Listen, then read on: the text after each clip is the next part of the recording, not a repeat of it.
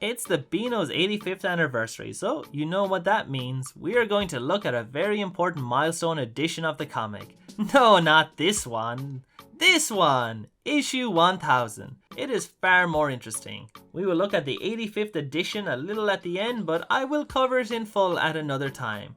Today I want to focus on the first really huge Beano milestone and see how different the comic was back then compared to now. First thing you will notice is the size disparity. This thing is tiny and adorable. This is a recreation, but it was made to scale, printed on the same kind of letterpress machines which produced the original comics. The pages feel great, just satisfying to flip through, much better than modern Beanos such as the 85th anniversary, which are a bit more plasticky. The color is also minimal with only 4 used on the cover page.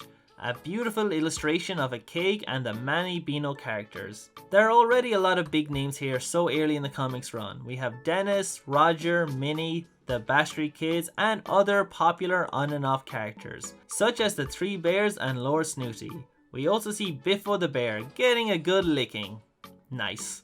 Inside, some important strips get colored here and there, so what are we waiting for? Let's dive into issue 1000. It starts off with Dennis, already a firm favorite here, sent off to fix a clothes prop, which was a thing apparently. After fixing the big stick, he goes proper delinquent and assaults innocent people. He even nearly kills this one guy and has zero remorse. Oh my god. He manages to pole vault away into his garden, accidentally breaking Dad's prize marrow, which is also apparently a thing from back then. And finally, Dennis escapes up a telephone line, but is now trapped. Dad MacGyvers a boot to the top of the pole and begins to smack his ass silly.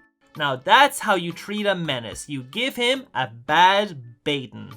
A good start, and of course, Dennis gets some colour.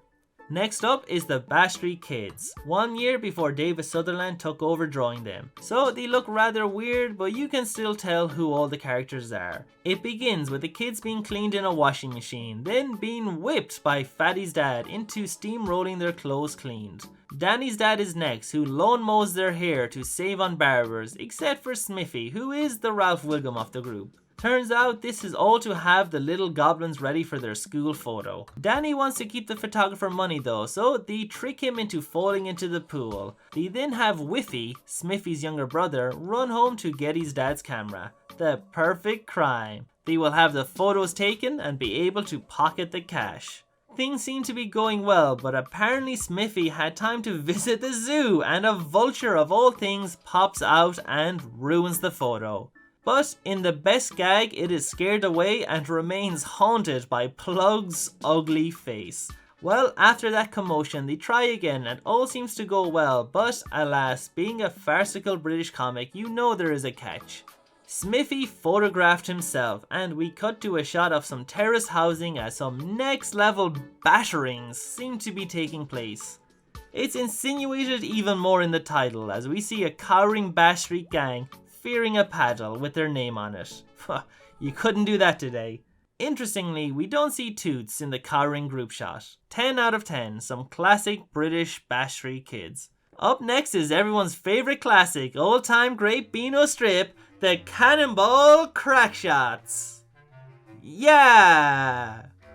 Woo! This one is a lot more prosaic than we are used to, and surprisingly not about a brat kid or even all that comical. Set in 1809 during a war between Britain and France happening in Spain, the Cannonball Crackshots, a bunch of brave British men on their way to somewhere, stumble upon a battle. Brave Spaniard peasants have risen up against their French conquerors. The Crackshots notice the French reinforcements coming towards the kerfuffle to change the tide of battle. Being a bunch of sound lads, they fire some cannonballs at the bridge to stop the French advancement. The captain notices this dandy bunch and immediately sends some men to kick their arses, but the British are just too badass. Jack Armstrong, the manliest man to ever man, threatens to blow everyone up if they don't back the fuck off. And just from the stern manly look, the French know Jack means business, and of course, being French, they immediately surrender. The Crackshots then help the Spaniards win the battle before carrying on their way to more adventures.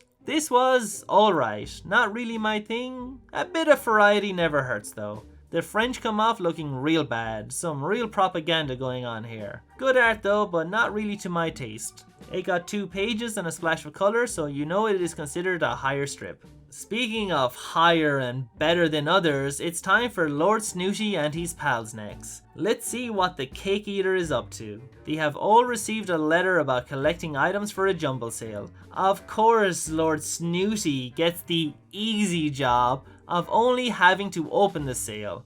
It's just random though, it's not to do with money, just random, just lucky. Anyway, Snooty's pals go about collecting what they can, and of course, hijinks ensue, with the pompous lord mocking them all the way.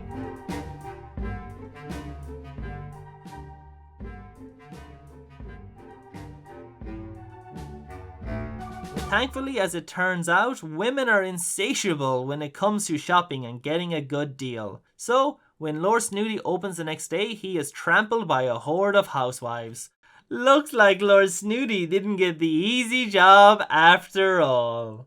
This was fine, harmless, no colour for Snooty though. You'd think someone of his wealth could afford a few colours. Well, time to move on to some actual A-listers next, the 3 bears. Sick of eating sausages all the time, they head out with their beef hound to steal some juicy steaks. All their attempts, however, backfire. First, their beef hound is successful, but its meat and the beef hound itself is stolen by a bigger dog, who no doubt kills the poor little pup as we never see him again. R.I.P. Next, they use a bow and arrow and grab a big steak, but quickly learn it is made of wood and for display purposes only. Finally, Little Bear blindly throws a fishing line to try and get what he can, but accidentally hooks the Cockney butcher, who proceeds to give all 3 bears a bad baiting. What a man. He must be related to the other manliest man we know, Jack Armstrong. Anyways, the bears go to a doctor afterwards for advice on what to do to help them with their sore black eyes, and the doctor suggests putting some steaks on them. The bears, not loving the irony, then proceed to viciously maul the doctor, giving him a very bad baiting. They return home and use the sausages on their poor black eye peas. What a great comic. The art looks just like it did when I first read them in the 90s, minus some colour.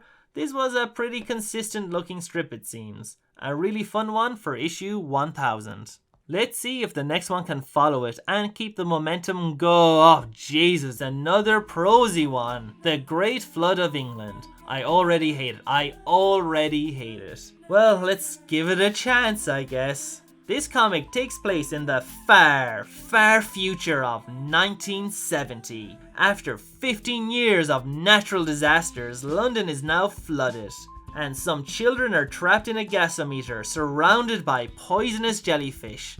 The young Ted and Trixie Foster have 15 minutes to try and save their friends, and blah blah blah. They are rescued, but now to deal with those poisonous jellyfish. The Fosters have their friend use a crane to capture the fish and trap them inside the gasometer. Before he can get them all, like good little children they are, they decide to rush home to write up their reports. But gasp! Trixie learns a swimming gala is due to start, but their pal couldn't have trapped all the jellyfish yet. They set out again on a speedboat to warn the gala, but is it too late? And it just kinda ends. This was, again, something different, was interesting if nothing else. It had the very important middle pages and a lot of colour, so you know it was considered premium. Some text was very hard to read though, especially the end, so I assume this was a serialized story with cliffhanger endings each strip, setting up the next one. Well, let's move on to our favourite questionable little Native American, Little Plum. Amazing again, the art style is basically how it would be in the 90s, for the most part. In the story, the tribe is sleeping, so Little Plum decides to nap in a tree and somehow manages to sleep through not just a buffalo stampede, but also later a flood. Probably the flood that later ruins London. The tribe clean up twice and fall asleep again afterwards from exhaustion. Eventually, when Little Plum does get up, he wakes the rest of the tribe and calls them all lazy. He is rewarded with a bad baiting from the chief. Not a bad little Plum story. Nice, quick and easy. Just like me, ladies. Well, it's Dodger time now as we see what Rodger avoids this week. His dad, admiring his own birthday cake, warns off Rodger, who is holding a knife. Rodger ignores his dad though and looks for an elephant. Sorry, a bit of an elephant. But I did see an elephant in my bird bath. Sure, I know. I keep a giraffe in mine. The dad immediately assumes Rodger has gone cracked, crazy, donkey-brained if you will, so he excuses himself to go fetch a doctor who will hopefully put Rodger away into some sort of nitwit farm. When he returns, he sees that Rodger was looking for a piece of a puzzle for an elephant all along. It was all a dodge to get Dad out of the house to eat the cake himself. Rodger! So we have just one question left. Rodger, what is a dodge? Please define it, because I'm pretty sure what you just did was not a dodge. The dad even calls it a dodge. Why? What made it a dodge? Stupid Rodger's dad. You know what? You should have your head examined and you should be sent to that nitwit farm if you think that was a dodge. Ugh. Anyways, we are teased that Rodger ruins a pleasure cruise next week. No doubt with some sort of dodge. We also get a little advert for a 96-page Dennis Superbook coming next week. Little Plum even endorses it. That little sellout. Well, maybe Minnie can get the bad taste out of my mouth next, as she is training to be a boxer by giving Fatty from the Bastry Kids a bad baiting. She tells him to shut it while she practices her fisticuffs. Her mom drags her inside though to work on her sewing like a good girl should, but it's the 60s baby, so Minnie goes full rebel. Take that, establishment. The patriarchy is next as she stabs her father in the nose and sews all his socks shut so he can never wear them again. Not gonna lie, didn't like that. Don't like that sock thing. She went too far. Way too far. Very imitatable. Anyone else could do that. Not cool. You don't mess with a man's socks. You just don't. She is rightfully locked in her room for that act of violence against her father. But the little minx, instead of taking her punishment, tears her room apart, sewing all and any sheets together to make a parachute to escape. Well, she jumps out the window and ends up ruining her father's lovely rock garden and almost kills him in the process. Up yours, patriarchy, I guess. Well, her mom, having enough of her dipshit daughter, decides to sew her up in a makeshift restraining jacket. Hopefully they'll send her off to that nitwit farm with Rodger's dad. They then feed her bread and water as a punishment, as Fatty from Bastry watches her from the window, promising her some bad baitings are coming her way. And good. Another great strip, lots of fun, and she gets a bit of colour. Good for Minnie. Johnny Leopard is next, the third more prosy based strip. This time it's even more action heavy and faster paced than the others. This is one of those serialized stories. As we start, Johnny is warning his pet leopard Chaka not to touch the food. Johnny notices the man who brought it had a label that said poison sticking out of his pocket. Seriously? Well, as the story continues, it turns out the government think Chaka is a menace and want him killed. You have enough trouble with Dennis and Minnie. If you're going to kill a menace, pick one of those two. They cause way more damage in a week than that leopard could do in its entire life. Anyways, Chaka was visiting Johnny in the hospital. So the doctors, being good public servants, see this as a good time to do their part and murder the ferocious feline. Johnny and Chaka make a break for it though, and they hide in a dirty laundry hamper. A special squad of soldiers and police arrive to handle the dastardly duo. They almost get away in the hamper but are foiled by this dickhead cat.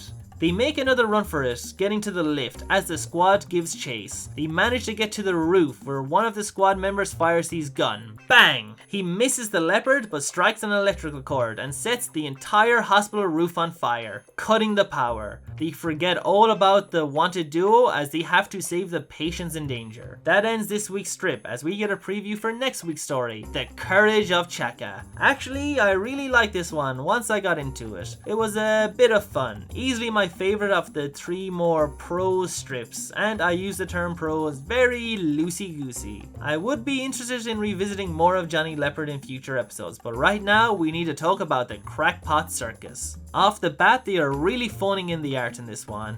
Just messing, it's fine. It has a bit of colour even. And it immediately wins me over in the first panel as the characters actually understand what a dodge is. You see, the workers are dodging work by playing golf. They're doing something else, avoiding another thing. That's a goddamn dodge. Take notes, Rodger. Put in one of your stupid books. Anyways, as they're playing golf, they see their boss coming towards them and decide to head back to the mines. The boss, who only sees good in people, assumes he's mistaken and couldn't have seen his employees mitching off work, but then gets his foot caught in a golf hole. Never trust people. He calls for help and oh, we all know where this is heading, don't we, lads? He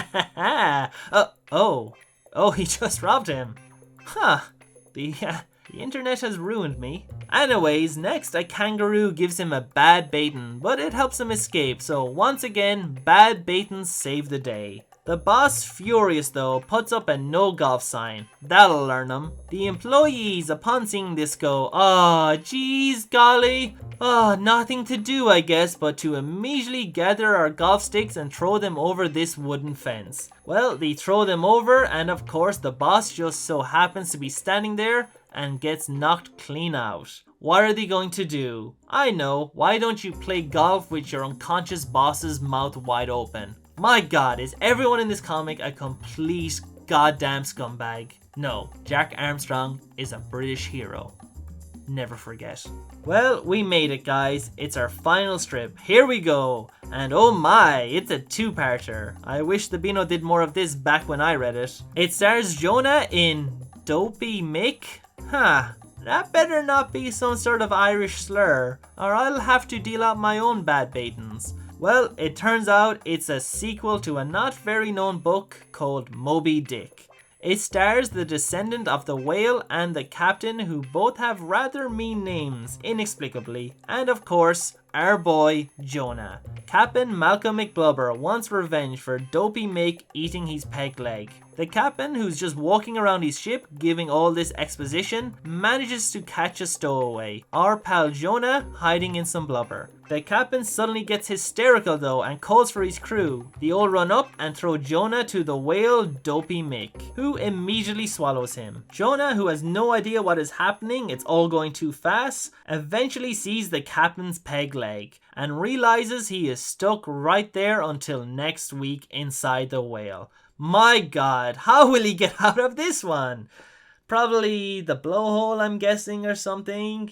He'll be fine. Really great strip to end with. Gets the 4-color treatment and everything. The art is really nice. Maybe my favorite from the whole issue. Jonah reminds me a lot of Calamity James, so maybe it was by the same artist. Good stuff all round. So, what did I think of this comic? Well, I thought it was great, I thought it was fun, I had a good time, I hope you had a good time, I hope the comic had a good time. I enjoyed almost all of it. It was very fun, it was delightful, it was an easy read. But, how was it as a milestone issue? Not very good? The cover was nice, it has this beautiful cover, but other than that, nothing about this issue screamed milestone-y. I mean, let's quickly look at the 85th anniversary. We have this double spread cover of Beano characters and celebrities, which, yes, I hate, but it's trying, and is better than that David Williams crap they did a few years ago. Celebrities have always popped up in the Beano, I just always hated it, especially on milestone issues, but I get it. But if we look through the comic, we see it makes more of an effort to celebrate the milestone. We get this nice 6-page story starring the whole Beano cast about the Beano boss character wanting his own Mount Rushmore to celebrate the big event. It's okay, a bit short, but hey, at least they made the effort. It also has this nice little Beano mag inside in the middle for you to draw your own cover and see kids sent in art, which is really nice, even if the little mag is a semi-regular thing apparently. The rest is your standard Beano fare. The only thing that really stands out to me is the new Bash Street Kids art style, which, honestly, I really like. It's what the strip has needed for a long time, especially since adding all those new characters. They still have the classic look in the banner above though, so maybe it's time to update that as well. I certainly think this could have done more for the milestone issue, but hey, at least they did a lot more than issue 1000. Well, that's enough Beano fun for today. I'm off to give some people I don't like a bad baiting. Boy, I sure did say a thing or two about a thing or two. Who knows what I might say next? Could be something good. Only one way to find out, and that's by liking and subscribing. Go on, you know you want to.